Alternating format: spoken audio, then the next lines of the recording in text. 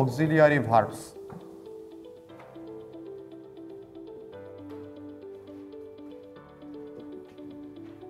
এক নম্বরে লিখবে টু বি ভার্ব, এগুলাকে আমরা বলবো বি ভার্ব। এই টু বি ভার্ব হচ্ছে গিয়ে am, is, are, was, were, be, being, been, shall be, তারপরে আছে গিয়ে উইল বি, তারপরে আছে হ্যাভ বিন, তারপরে আছে হ্যাজ বিন। ঠিক আছে, এইগুলা হচ্ছে সাধারণত আমাদের বি ভার্ব। এই যে বি ভার্বটা, এই বি ভার্বের জন্ম হয়েছে এই বি থেকে।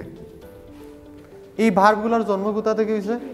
এই বি থেকে। মানে এই ভার্বগুলোর একদম বেস ফর্ম যদি আমরা বলি তাহলে কাকে বলবো? এই বি কে বলবো। এই জন্য এটাকে বলা হয়, এইগুলাকে বলা হয় বি ভার্ব। এরপরে আমরা আসি to have verb. To have verb, তো এই টু হ্যাভ ভার্বের মধ্যে আছে এই যে দেখো হ্যাভ, হ্যাজ, হ্যাড, এই তিনটা মূলত হ্যাভ, হ্যাজ, হ্যাড। এরপরে আছে হচ্ছে গিয়ে শ্যাল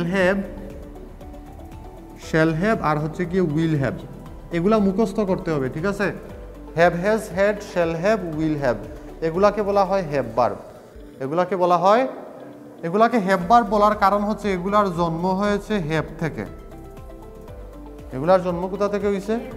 হ্যাভ থেকে। এই জন্য এদেরকে বলা হয় হ্যাভ ভার্ব। 3 নম্বরে হচ্ছে গিয়ে টু ডু ভার্ব। এই ডু ভার্বের মধ্যে আছে ডু, ডাজ এবং ডিড, এই তিনটা। ডু, ডাজ, ডিড, এই তিনটাকে বলা হয় ডু ভার্ব। 4 নম্বরে হচ্ছে গিয়ে modal auxiliary, very very important. Modal auxiliary, এই মডাল অক্সিলিয়ারি আবার দুই প্রকার, একটা হচ্ছে পূর্ণ মডাল, শুধু মডাল, আর একটা হচ্ছে গিয়ে semi modal. Shall, should, will, would, can, could, তারপরে হচ্ছে গিয়ে মে, মাইট, তারপরে হচ্ছে গিয়ে মাস্ট, এগুলাকে বলা হয় মডাল। তো আরো কিছু আছে, সেটা হচ্ছে যেমন ধরো নিড, তারপরে ডেয়ার, নিড, ডেয়ার, এগুলা হচ্ছে গিয়ে সেমি মডাল। তারপরে হচ্ছে গিয়ে হ্যাভ টু, তারপরে হচ্ছে গিয়ে has to, used to, ought two,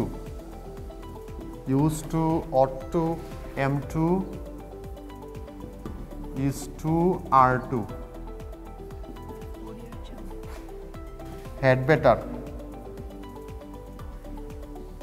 would rather, had better, would rather, এগুলা হচ্ছে কি আমাদের মডাল অক্সিলিয়ারি।